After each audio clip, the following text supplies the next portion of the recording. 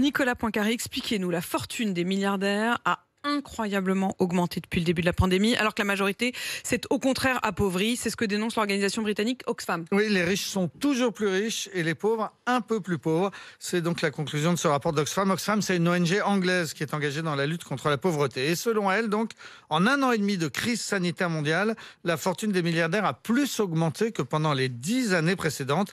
10 années qui avaient déjà été de très belles années pour les ultra-riches. Les 10 plus grosses fortunes du monde ont doublé, tout simplement. Et l'augmentation la plus spectaculaire, c'est bien sûr celle de la richesse d'Elon Musk, le fondateur de Tesla. En 19 mois, entre mars 2020 et octobre 2021, il est passé de 24 milliards à 294 milliards. C'est l'équivalent du PIB du Danemark ou du Koweït. C'est pour le milliardaire mégalomane un enrichissement de 270 milliards, soit 14 milliards par mois, soit 50 millions par jour. Je vous épargne les minutes ou les secondes, mais sachez qu'en gros, en 1 seconde, il gagne autant qu'un smicard en 17 ans. C'est du jamais vu. Personne n'avait jamais gagné autant en si peu de temps, même s'il faut souligner et rappeler que ce sont des gains théoriques au casino de la bourse. Tout peut être perdu demain. En France, on constate le même phénomène ?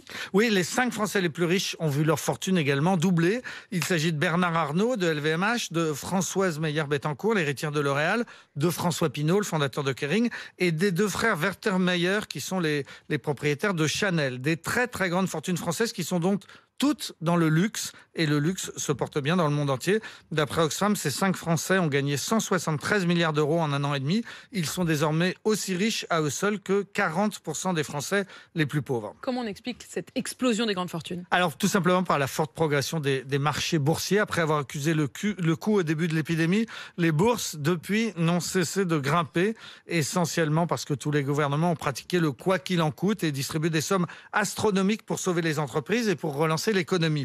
Quand Donald Trump puis Joe Biden ont par exemple envoyé des chèques de 1 500 $ à presque tous les Américains, eh bien cet argent a généralement aussitôt été réinvesti en bourse et il a au passage enrichi Elon Musk, Jeff Bezos, Bernard Arnault ou Bill Gates. Cet argent a aussi et surtout sauvé des entreprises. Le taux de chômage a considérablement baissé depuis 2 ans en Europe et aux États-Unis. L'argent public a donc d'abord sauvegardé des emplois, mais il est incontestable qu'une partie de cet argent public a aussi fini dans la poche des milliardaires. J'imagine évidemment que Oxfam propose des mesures assez radicales. Oui, par exemple une taxe de 99% sur les profits des 10 personnes les plus riches, ou bien en France, la saisie par exemple des sommes gagnées depuis 2 ans par les 5 milliardaires les plus riches, ce qui permettrait de quadrupler le budget des hôpitaux ou bien de verser un chèque de 3 500 € à chaque Français. Mesure choc, assez démagogique, mais c'est une façon de lancer le débat sur les politiques fiscales, puisqu'il est vrai qu'aux États-Unis, les milliardaires sont très peu taxés. Ils le reconnaissent parfois eux-mêmes.